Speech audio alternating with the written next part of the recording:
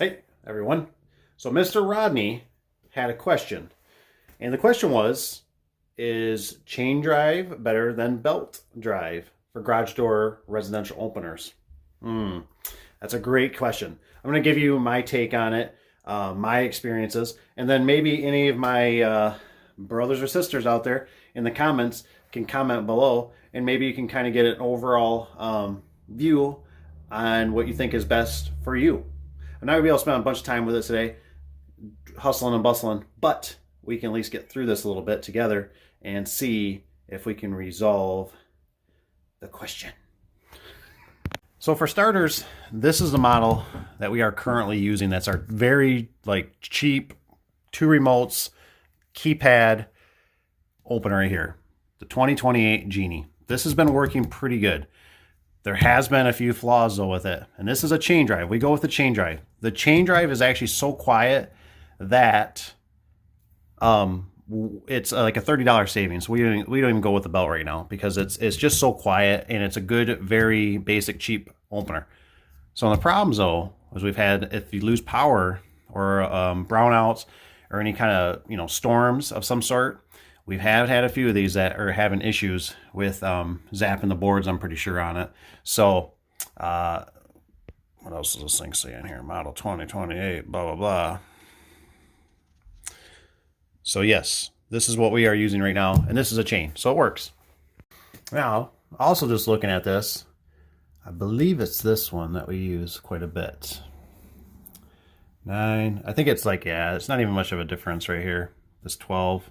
So we just go with this one. I like these screw drives. If you got more of a little bit more commercial drive, this kind of replaces the LiftMaster ATS to me. So I prefer the Genie screw drive. I really like them. They stop. They're not real clunky. There's not a lot of slack. It's just a screw, and the screw has been redone, and I haven't had any issues since they've redone them with them wearing out the trolleys or anything. So they've been a pretty good overall opener. Okay, so with that said, back to the belt or chain. My opinion has always been that if you do a chain drive, I prefer chain drive. So we used to do the LiftMaster ATS chain drive. I like the chain drive for wood doors, heavier doors that just aren't running quite right. I trust the chain drives. For some reason, the belts, I really haven't personally had an experience where I've thrown the belt off or it's stretched really excessively. They've seemed to have improved on them quite a bit. So anything you buy new nowadays is pretty flawless. Obviously the belt drive. So here's one thing I just thought of too.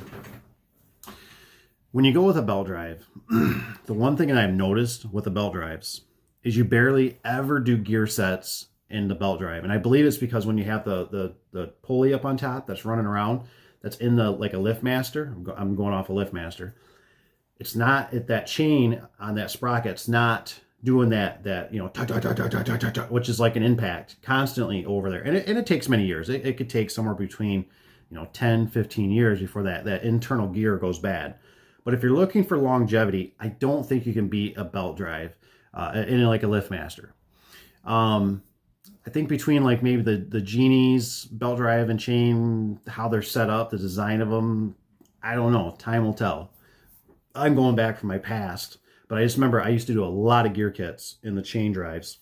So chain drives, I would go with them if you got a door that you're just not sure, it's kind of heavy, and then you got to kind of also, you know how it is, guys. These things there can be such a huge variable in all this stuff. Because does the door work? What kind of rollers does it have? The conditions, is it dusty? Is it dirty? Is it just, there's all these different scenarios. But chain drives do the job. I mean, so they'll get you by. Belts, though, I really don't have a lot of stretching on them or anything like that, just because they got a tensioner on them that's got a spring loaded. And I normally, they say do it finger tight. I normally give them a couple of twists with a wrench, still like a 1/2-inch wrench. Just to make sure everything's a little more snug, and I know they're going to relax a little bit too. So, but like I said, if when I get into something that's like a 12-foot tall door, and I want something that's going to just kind of stop, because I know the customer's going to open it partial for their dog or their cat or whatever, which they're not supposed to do, not recommended, but it happens. I like to go with the screw drives. The screw drives seem to be pretty stout for me. And I always like the Genies because I can slam them up against the ceiling. We are looking at some more LiftMasters. We did just get some LEDs in. I like the LEDs just because they already got the light bulbs built in, and they're super bright, and they're just like the Mac Daddy. So, but we might bring some other ones in. The guys are saying that they don't recall them having too many issues. Well, I remember with LiftMaster having quite a few issues. Sometimes with a random photo eyes just turning off, which I thought was for power saving, but I realized it wasn't every one, it seemed like. And then they turn back on, and then I've had issues with them just losing limits to a lot of glitchy stuff with the newer LiftMaster.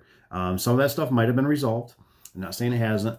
But the Genies right now, the 2028s have been pretty good to us. We've had a few that had, a couple failures with the power, but right now I'm not married to either. I'm not married to Genie. I'm not married to LiftMaster. I think if you stick between those two, you're going to be doing probably okay. And it's just like rolling the dice. Sometimes you're the unlucky one that had a brownout or a power outage or a tree that fell on your power lines and shorted stuff out. And that's just the way it is. Unfortunately, nowadays we live in this technology world, so a lot of stuff is just not as robust as it used to be. So anyways, Rodney, I hope that helps you out a little bit. I figured it'd be easier just to make a video versus me trying to type it all out, and it can kind of go all different ways. And like I said, hopefully some of the people that watch my channel, maybe they'll comment below some of their opinions, belt, chain, and can give us a little more descriptions on what they see in their neck of the woods. Because, I'm in Michigan. Michigan's a different animal. We need robustness, it seems like, here. We don't live in a perfect fantasy world. So anyways, I'll keep it short, keep it sweet. Always, Rodney, if you do, comment below, and I'll see if I can respond back, and we can go from there. So otherwise, take care. See you guys on the next one.